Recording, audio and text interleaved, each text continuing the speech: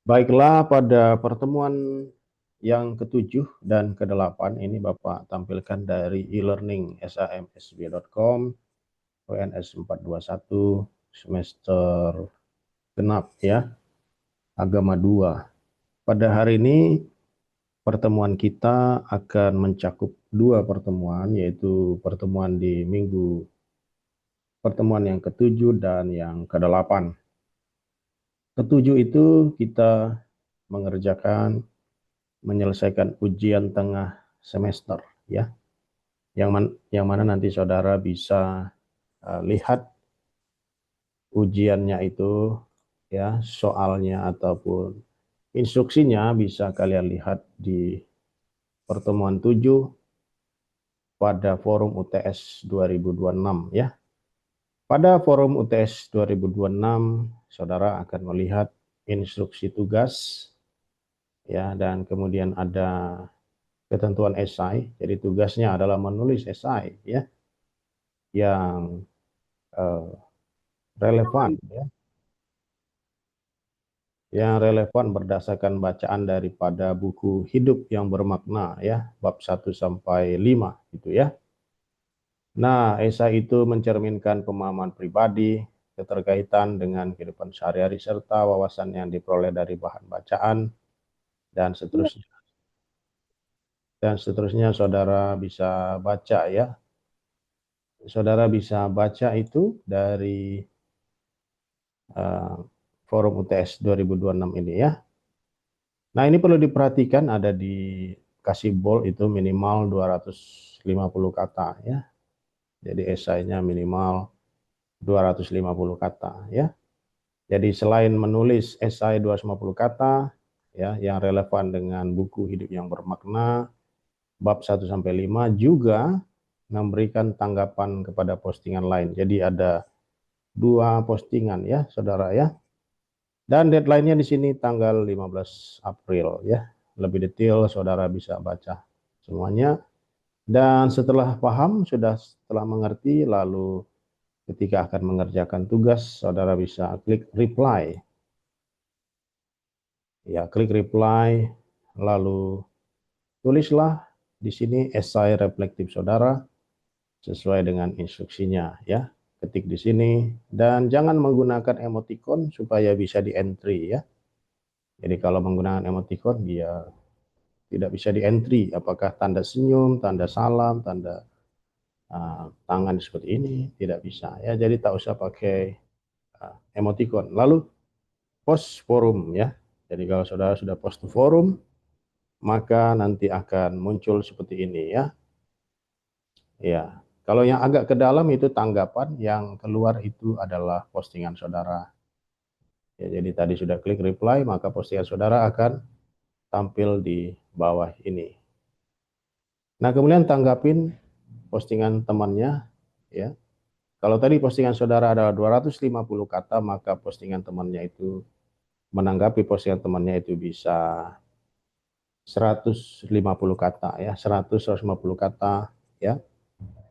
Bisa pilih misalnya ini ya, postingan Gelora, saudara baca, lalu kemudian saudara tanggapin dengan cara mengklik reply pada postingan temannya itu, lalu berikan tanggapan 150 kata, seperti itu ya.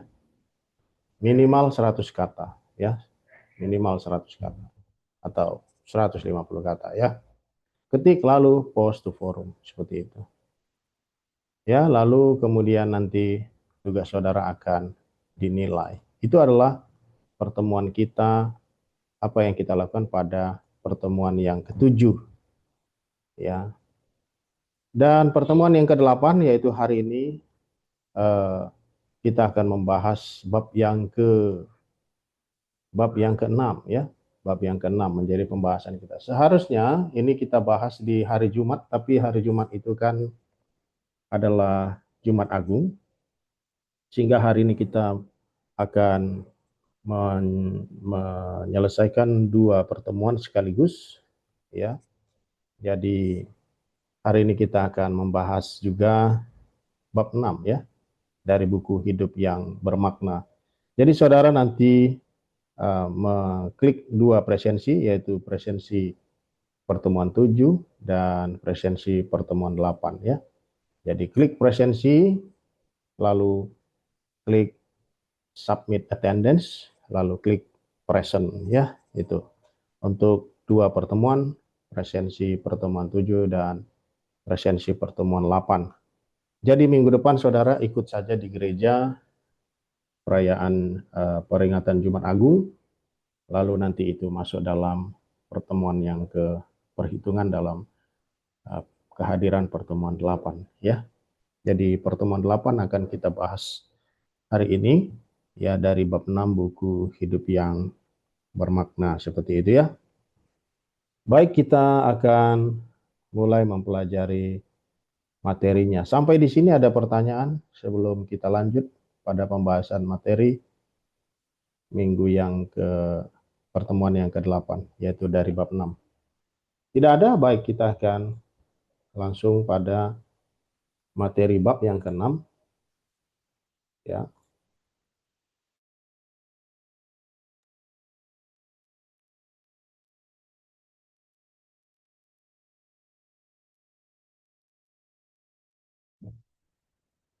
Bab yang ke-6, pembahasan kita atau materi atau pembelajaran kita adalah tentang kekristenan dan kesehatan holistik ya. Kekristenan dan kesehatan holistik. Holistik itu mungkin kalian ada di antara kalian yang jarang mendengar sehingga tidak familiar, tidak tahu artinya. Holistik itu menyeluruh ya, semua, seluruhnya. Kekristenan dan kesehatan secara keseluruhan, secara menyeluruh. Hidup yang memuliakan Allah melalui tubuh, jiwa, dan roh.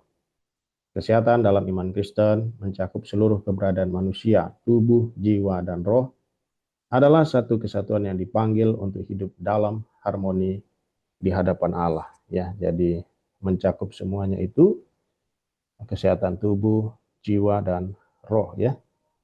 Kesehatan adalah tanggung jawab rohani. Kesehatan bukan hanya soal fisik, tetapi juga spiritual. Alkitab menegaskan bahwa tubuh adalah bait Roh Kudus, sehingga merawat kesehatan adalah bagian dari tanggung jawab iman kita. Jadi terkait dengan kesehatan ini, saudara, kita harus menghubungkannya. Kita perlu menghubungkannya dengan Tuhan. Kita perlu melihat dari perspektif Tuhan ya. Jadi bukan hanya merasa atau berpikir ya ini kesehatan gua, ini tubuh saya, ya terserah saya mau saya jaga atau tidak. Nah, itu bukan cara berpikir Kristiani, itu bukan cara berpikir yang Alkitabiah. Itu bukan cara berpikir dari perspektif ilahi. Kalau kita berpikir dari perspektif ilahi, maka kita akan melihat bahwa tubuh kita itu adalah bait Roh Kudus. Tubuh adalah bait Roh Kudus, ya, berdasarkan 1 Korintus 6 ayat 19 sampai 20 dikatakan di sana ya. Allah tinggal di dalam kita dan tubuh kita adalah tempat kediamannya yang kudus. Jadi ada alasan mengapa kita perlu menjaga tubuh kita, ya. Tanggung jawab iman. Jadi kesehatan itu juga ada kaitannya dengan tanggung jawab iman. Kesehatan adalah tanggung jawab rohani yang serius. Merawat tubuh kita adalah bentuk penghormatan kepada Sang Pencipta. Jadi kalau Tuhan memberikan kita tubuh, maka tanggung jawab kita adalah merawat, menjaga, mengelola dengan sebaik-baiknya ya.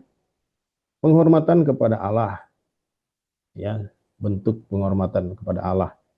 Hidup sehat adalah bentuk ibadah praktis yang memuliakan Allah dalam kehidupan sehari-hari. Jadi perlu kita menghubungkan antara menjaga kesehatan atau antara tubuh kita, antara kesehatan kita dengan Tuhan ya.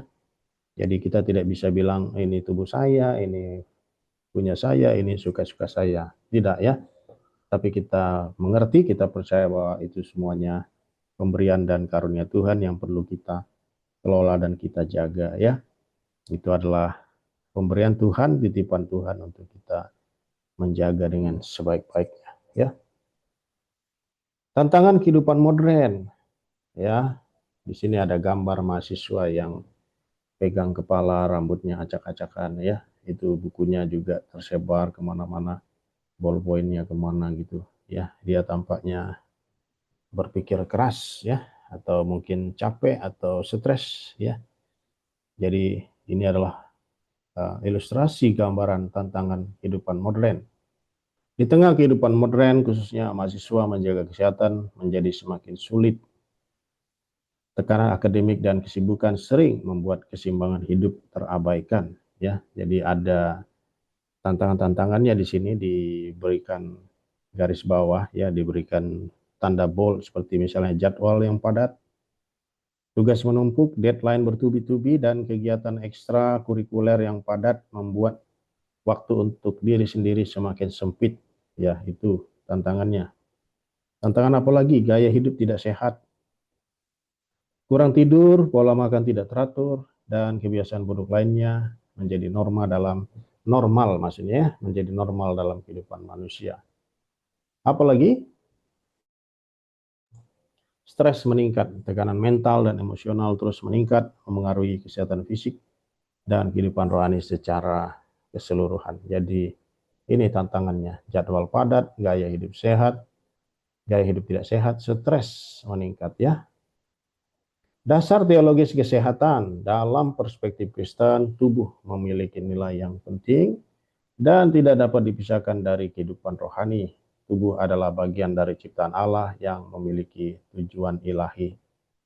Ya, balik-balik lagi seperti yang Bapak katakan tadi, perlu kita melihat dari perspektif ilahi.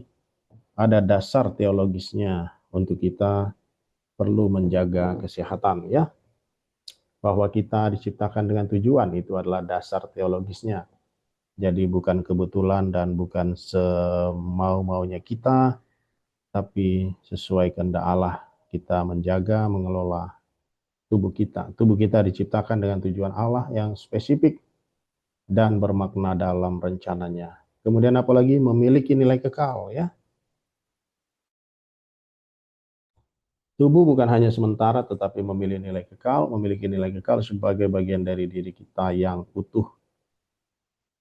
Kemudian bagian dari iman ya, menjaga tubuh adalah bagian integral dari iman kita kepada Allah sebagai pencipta ya. Itu dasar-dasar teologisnya. Kita diciptakan dengan tujuan bahwa kita memiliki nilai kekal ya, memiliki nilai kekal, dan menjaga tubuh juga adalah bagian daripada iman ya, bagian integral yang tidak terpisahkan daripada iman ya, karena Tuhan memberikan kita tubuh, memberikan kita kesehatan, mari kita menjaganya, mengelolanya.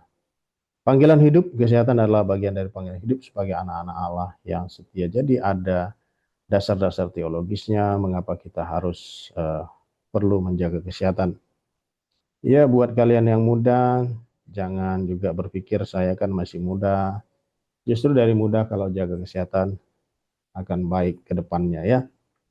Jadi kesehatan saudara hari ini adalah berkaitan juga dengan bagaimana saudara menjaga kesehatan di masa-masa yang lalu ya. Kalau di masa lalu tidak jaga kesehatan, maka hari ini mungkin sudah sakit ya. Gitu kira-kira. Jadi jangan menunggu nanti sudah tua baru jaga kesehatan ya. Kesehatan holistik berarti menjaga keseimbangan antara tubuh, jiwa, dan roh. Ketiganya saling terkait dan mempengaruhi satu sama lain dalam kehidupan manusia. Jadi ini ada satu diagram yang berkaitan tubuh, jiwa, dan roh ya. Tubuh kondisi fisik yang sehat menjadi fondasi dasar untuk menjalani kehidupan dengan penuh semangat dan energi.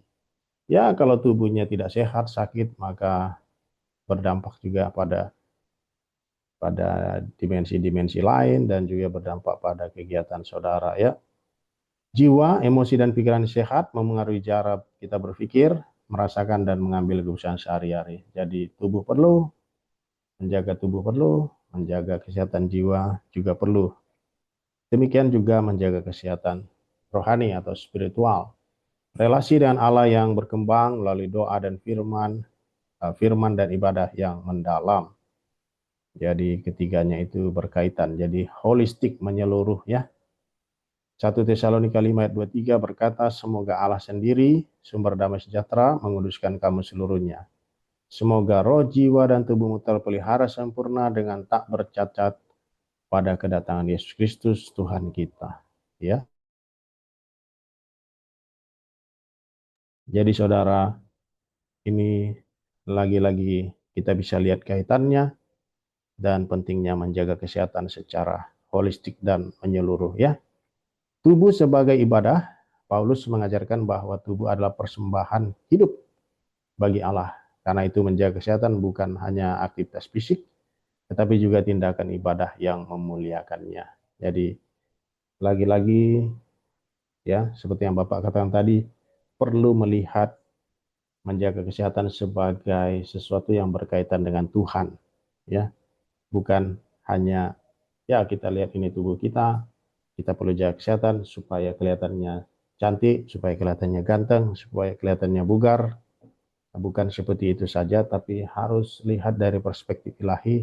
Kita perlu menjaga, kita bertanggung jawab menjaga, kita perlu mengelola, kita perlu untuk membuat hidup kita sehat secara menyeluruh ya. Roma 12 ayat 1, tubuh sebagai persembahan hidup yang dipersembahkan kepada Allah sebagai ibadah yang berkenan ya. Pola makan, makanan sehat adalah bentuk merawat bait Roh Kudus dengan penuh kasih dan tanggung jawab ya. Makan juga perlu pola yang sehat ya. Perlu diatur, perlu punya pola ya. Olahraga teratur adalah bentuk disiplin yang membangun tubuh untuk melayani dengan optimal ya. Ada mahasiswa pernah bertanya, Pak, bagaimana caranya mengatasi overthinking katanya ya. Lalu Bapak bertanya, bagaimana kamu suka olahraga enggak? Dia bilang tidak. Kamu rajin membersihkan rumah, aktivitas fisik seperti menyapu halaman, menyapu rumah, cuci piring. Dia bilang tidak terlalu, ya. Itu sebabnya kehidupan orang-orang yang overthinking itu tidak seimbang karena hanya berpikir-pikir-pikir, kurang aktivitas fisik ya, kurang olahraga dan kurang berkegiatan gitu ya. Jadi bukan hanya secara fisik kita perlu berdisiplin, secara pikiran kita juga perlu disiplin. Ada saat di mana kita perlu memikirkan sesuatu, ada saat di mana kita harus stop. Misalnya sudah malam harus tidur, stop, perlu tidur ya. Makan juga begitu, jangan makan sudah dekat-dekat mau tidur, itu membuat tidur juga jadi sulit. Apalagi kalau kita makan makanannya yang berat-berat gitu ya, makan daging sudah tengah malam, kemudian organ kita, pencernaan kita masih perlu bekerja keras untuk mengelola makan itu, dan akhirnya kita susah tidur dan besok bangun kita berat dan lemas ya, seperti itu. Jadi perlu dijaga juga pola makannya. Jangan makan-makan terlalu malam, jangan makan-makan yang berat di malam hari seperti itu ya. Jadi perlu untuk kita menjaga, mengelola tubuh kita. Istirahat, istirahat cukup adalah bentuk kepercayaan bahwa Allah juga bekerja dalam waktu pemulihan kita ya. Istirahat itu perlu itu untuk merecover, menyegarkan ya, untuk membuat tubuh kita kembali segar dan sehat ya. Kalau kurang istirahat maka tubuh kita dipaksa untuk berkegiatan terus, untuk bekerja terus dan akhirnya bisa sakit ya saudara ya. Jadi perlu beristirahat minimal satu hari itu 7 jam ya, itu istirahatnya itu minimal 7 jam. Jangan kurang ya, dan jangan biasakan kurang itu istirahatnya. Jadi minimal itu lebih kurang itu 7 jam ya. Ya hindari begadang ya, hindari begadang yang ya sesekali mungkin tidak terhindarkan untuk kita begadang karena sesuatu hal, tapi jangan itu menjadi kebiasaan ya, karena nanti berpengaruh pada organ-organ tubuhnya yang terus bekerja dan tidak istirahat. Hubungan fisik dan rohani, kondisi fisik sangat mempengaruhi kehidupan rohani seseorang. Tubuh yang lemah dapat menghambat pertumbuhan rohani, sedangkan tubuh yang sehat mendukung pertumbuhan itu. Jadi di sini ada dua kolom. Kalau tubuh kita lelah, maka doa kita pun terganggu dan tidak fokus, ya. Fokus menurun dalam membaca firman. Energi hilang untuk melayani. Ya, bagaimana melayani kalau tubuhnya lelah terus, ya. Kemudian hidup rohaninya terhambat. Itu pada kolom di sebelah kiri. Kolom di sebelah kanan, kalau tubuh sehat, ibadahnya lebih optimal dan berkualitas. Fokusnya meningkat dalam doa, energi melimpah untuk pelayanan, pertumbuhan rohani juga didukung. Jadi ada hubungan antara fisik dan rohani, ya. Kesehatan mental dan kekristenan. Kesehatan mental adalah bagian penting dari kehidupan Kristen. Damai sejahtera Allah menjadi fondasi utama dalam menghadapi tekanan hidup, ya. Doa berkaitan juga dengan kesehatan mental, bukan saja spiritual. Kaitannya seperti apa? Misalnya membawa segala kekhawatiran kepada Allah dalam doa yang tulus dan percaya. Saudara, kalau stres, saudara memang perlu orang yang mendengar, perlu teman, ya. Tapi sebelum itu ada satu pribadi yang perlu saudara datangi, yang perlu saudara temui, ya, melalui doa, ya, yaitu Tuhan. Jadi sebelum berbicara kepada orang, sebelum berbicara pada psikolog, sebelum bicara pada konselor, sebelum bicara pada penasihat Anda, datanglah kepada Tuhan, bawalah segala kekhawatiran saudara kepada Allah, ya.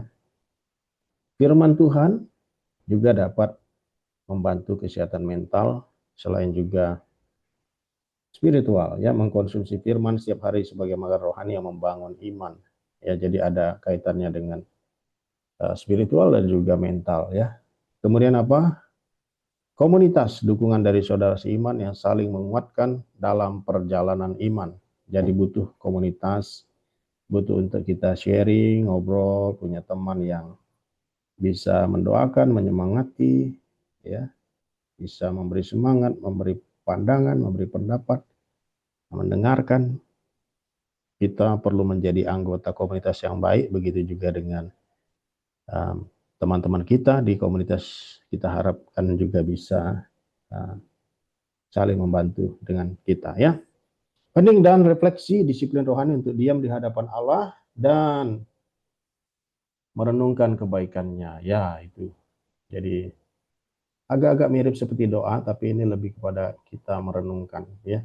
Kalau doa mungkin kita ada bicara baik secara verbal. Kalau hening itu kita sepertinya merasakan kehadiran Tuhan, seperti itu, ya. Mengucap syukur, ya. Ada refleksi, ada hening, ada merenungkan, seperti itu, ya. Merenungkan kebaikan-kebaikannya, ya. Agak mirip dengan doa, ya, seperti itu. Jangan hendaknya kamu khawatir tentang apapun juga, tetapi nyatakanlah dalam segala hal keinginanmu kepada Allah dalam doa dan permohonan dengan ucapan syukur. Dan damai sejahtera Allah yang melampaui segala akal akan memelihara hati dan pikiranmu dalam Kristus Yesus. Sebagaimana dikatakan dalam Filipi 4 ayat 6 sampai 7. Jadi itu tentang kesehatan mental, ya. Aplikasi praktis kesehatan holistik harus diwujudkan dalam kehidupan sehari-hari melalui kebiasaan yang sederhana tetapi konsisten. Mulailah dengan langkah kecil yang dapat dipertahankan. Ya, ini hal-hal praktisnya, ya. Makan sehat, konsumsi makanan bergizi secara teratur. Hindari makanan secepat saji, ya, ataupun yang kemasan-kemasan itu, ya, yang berlebihan, dan perhatikan porsi makan Anda setiap hari. Jadi itu hal-hal praktisnya. Olahraga rutin, lakukan aktivitas fisik ringan secara konsisten, berjalan kaki, stretching. Stretching ini peregangan supaya ototnya tidak kaku. Atau olahraga yang Anda nikmati minimal 30 menit sehari, ya. Waktu teduh, sediakan waktu setiap hari untuk bersekutu dengan Allah melalui doa dan firman Tuhan yang menyegarkan jiwa. Ini hal-hal praktis. Ritme hidup, mengatur waktu dengan bijak, seimbangkan antara bekerja, beristirahat, dan beribadah dengan disiplin, ya. Ya, seperti tadi, jangan overthinking terus, ya. Tidak ada kegiatan fisiknya. Jangan kegiatan fisik terus, ya. Tidak ada perenungannya, tidak ada refleksinya, tidak ada doa, ya. Jadi harus seimbang dan punya ritme yang baik. Boundaries menetapkan batasan yang sehat, katakan tidak pada hal-hal yang melebihi kapasitas Anda dan merugikan kesehatan. Ya, termasuk jangan begadang, harus ada batas-batasnya, ya. Jangan jangan ekstrim ya. Jadi harus ada batas-batasnya. Berpikir juga begitu, ya misalnya kalau sudah kira-kira tidak sehat, sudah kira-kira tidak kuat, istirahat dulu sebelum melanjutkan kegiatan. Ya, jangan langsung diterobos seperti itu ya. Nanti kalau diterobos bisa-bisa nanti uh, bukan saja terganggu kesehatannya, tapi bisa berakhir kehidupannya itu ya, karena tidak diberikan batasan. Istirahat dan sahabat, hormati waktu istirahat dan sahabat yang diberikan Allah, berhenti bekerja, pulihkan tubuh, dan nikmati kehadirannya. Ya, kata sahabat di sini untuk sebagian saudara yang mungkin dari Advent memandang bahwa ini adalah Jumat sore ke Sabtu sore, ya. Tapi untuk yang bukan Advent, ya bisa saja hari yang lain, namun prinsipnya adalah untuk beristirahat, ya. Berhenti bekerja, pulihkan tubuh, dan nikmati kehadirannya. Itu perlu, ya. Jadi saat teduh, setiap hari perlu, kemudian dalam satu minggu ada satu hari juga di mana kita juga uh, beristirahat, dan ada saat juga di mana kita memulihkan tubuh, menikmati keadaannya sehingga dipersiapkan lagi untuk aktivitas-aktivitas ke depan. Kalau tidak ada istirahat, tidak ada waktu teduh, maka akan sulit melaksanakan kegiatan-kegiatan kita ke depannya ya. Mungkin bisa, tapi mungkin bisa terseok-seok karena gangguan kesehatan dan lain sebagainya. Hidup berkenan kepada Allah, kesehatan holistik adalah bagian dari panggilan hidup orang percaya. Dengan menjaga tubuh, jiwa, dan roh, kita dapat hidup lebih maksimal untuk memuliakan Allah. Ketaatan iman, kesehatan adalah bentuk ketaatan kepada Allah sebagai pencipta dan pemelihara kehidupan kita. Jadi ada hubungannya kesehatan kita dengan Tuhan ya. Jadi bukan semata-mata ini kesehatan saya, ini tubuh saya, ini mau-mau saya, mau-maunya saya, ini suka-suka saya, bukan begitu. Itu bukan cara berpikir Kristiani. Alat melayani tubuh adalah alat untuk melayani Allah dan sesama dengan sepenuh hati dan kekuatan. Kalau kita sehat, maka kita bisa melayani dengan maksimal. Hidup yang seimbang adalah hidup yang berkenan kepada Allah dalam segala aspek. Ya, jadi harus seimbang, ya tubuh, jiwa, roh harus seimbang antara kegiatan dan istirahat. Ya, semuanya itu harus seimbang. Ya, proses kasih karunia kesehatan adalah proses seumur hidup yang ditempuh dalam kasih karunia dan kekuatan Allah. Jadi kita menjaga kesehatan bukan hanya hari ini, bukan hanya besok, tapi seumur hidup kita. Langkah selanjutnya, mulai hari ini pilih satu kebiasaan sehat untuk diterapkan. Ya, pilih satu kebiasaan. Ajak teman atau saudara seiman untuk saling mendukung dalam perjalanan menuju kesehatan holistik. Ingatlah bahwa Allah tidak mengharapkan kesempurnaan, maksudnya mungkin hari ini kita nggak terlalu bagus, ya besok juga, tapi harus progresif dan semakin lama semakin baik, ya.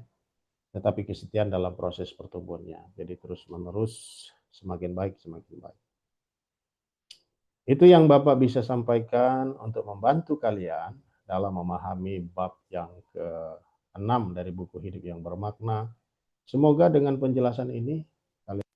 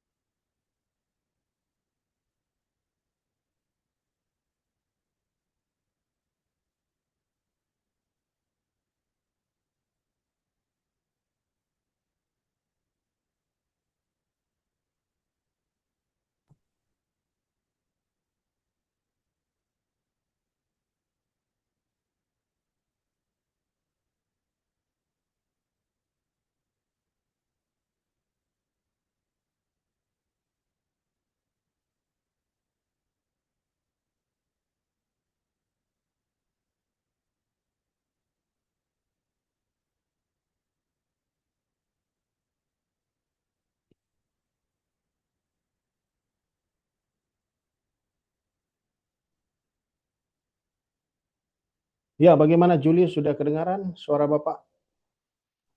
Sudah, Pak. Sudah, baik. Sudah lama tadi nggak kedengaran atau baru saja? Sudah lama, Pak. Oh, berapa lama? Setelah Bapak menjelaskan. Sejak menjelaskan dari awal? Enggak, habis Bapak menjelaskan materi udah siap, baru pas Bapak menjelaskan pertemuan ini. Nah, Oh, jadi artinya baru-baru saja ya. Baru-baru saja. Ya, semoga tidak menghalangi kalian untuk bisa mengerti. Jadi kira-kira itu. Jadi silakan mengerjakan kuis 7 dan kuis 8-nya ya. Nah, dan mengerjakan forum UTS, ada esai di situ. Jadi kalau semakin maksimal kalian mengerjakan tugasnya, maka nilai kalian juga sangat-sangat mungkin maksimal ya. Atau kalian bisa mendapat nilai A kalau maksimal. Tapi kalau ada tugas-tugas yang tidak dikerjakan, maka itu otomatis berpengaruh pada kalkulasi perhitungan nilainya. Ya, itu saja yang Bapak bisa sampaikan. Sampai bertemu lagi di Jumat berikutnya, karena Jumat depan saudara akan mengikuti Jumat Agung ya di gereja. Selamat memperingati Jumat Agung dan selamat menyambut Paskah untuk kita semua. Tuhan Yesus memberkati. Shalom. Ya, Pak. shalom, shalom. Belum, belum, Pak.